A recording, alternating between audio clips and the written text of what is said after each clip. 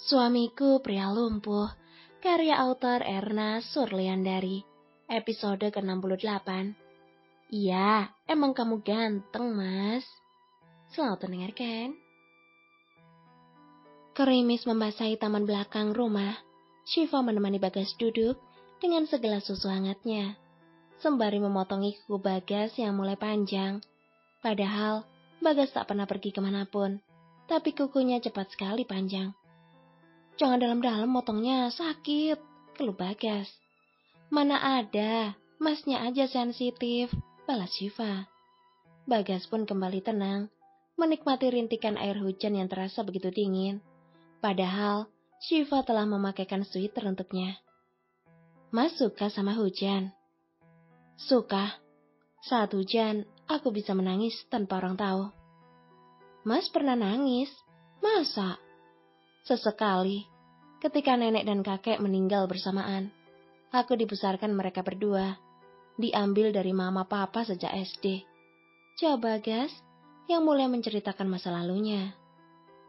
Mama sama papa nyaris gak direstui, karena papa hanya dari kalangan biasa. Mama sudah dijodohkan dengan orang kaya raya, tapi mama gak cinta. Jadi, mama dan papa tetap menikah, meski sempat gak diakui. Dan nenek hanya mau aku sebagai cucunya. Tapi, sejak Om Edward bermasalah, mau tak mau mereka memanggil papa dan mama untuk perusahaan. Dan saat itulah, Om Edward makin kesal dengan mereka. Itu awal permasalahannya. Dari dulu banget berarti, ujar Syifa. Lebih dari dulu. Bahkan dari mereka remaja. Dan itu masih belum bisa aku ceritakan, balas Bagas. Syifa menatap mata Bagas lalu memegang kedua pipinya. Kapan siap aja. Aku juga gak terlalu kepo dengan masa lalu keluarga ini.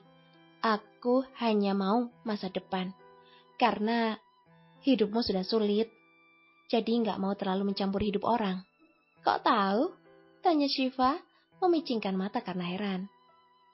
Aku koma, mataku terpejam dan tak dapat bergerak. Tapi aku mendengar semuanya. Bahkan ketika kalian semua menggibahku ketika di ICU, tetap balik Bagas pagannya. Seketika Syifanya diam, gugup dan berusaha menyembunyikan wajahnya dari Bagas. Ikan fugunya mau ngembangin muka, tawa Bagas.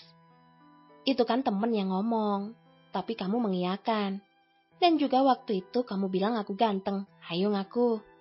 Ya emang ganteng, gimana lagi? Bagas tertawa renyah, apalagi melihat Syifa mulai salah tingkah. Seumur berkasih dengan Luna pun, ia tak pernah merasakan ceria seperti ini. Apalagi lepas dari hati. Luna selalu mengajaknya nongkrong, bioskop, shopping, dan pergi ke semua perkumpulan sosialita untuk membanggakan Bagas depan mereka. Kadang hanya lelah ia rasakan, meski ia begitu menyayangi Luna kala itu. Fah, lapar, ucap Bagas. Iya lupa, yuk makan, kayaknya udah siap. Syifa berdiri dan memegangi kursi roda Bagas, tapi Bagas sesekali mengerjainya dengan memainkan tombol otomatis. Udah kuat tangannya. Sedikit, sini, ajak Bagas, mengajak Syifa naik ke pangkuannya. Kan masih rahasia. Nanti bibi pada lihat. Bentar aja, aku tahu kamu capek. Syifa tak kuasa menolak, ia pun naik ke pangkuan Bagas. Lalu Bagas menekan tombol dan mereka berjalan menuju meja makan. Syifa awalnya cemas, takut mereka jatuh. Tapi Bagas meyakinkan jika itu aman. Hingga akhirnya mereka sampai di meja makan. Syifa pun langsung turun dengan mengelus dada. Selamat sampai tujuan. Kalau jatuh tersungkur, bisa jadi bulan-bulanan mama aku nanti. Gumam Syifa dalam hati. Makan sendiri. Belum bisa, nanti pada tumpah. Coba aja dulu, aku bantuin. Ucap Syifa dengan membantu Bagas memangku nasinya. Bagas mencoba meraih sendok. Berhasil, meski menggenggamnya dengan telapak tangan.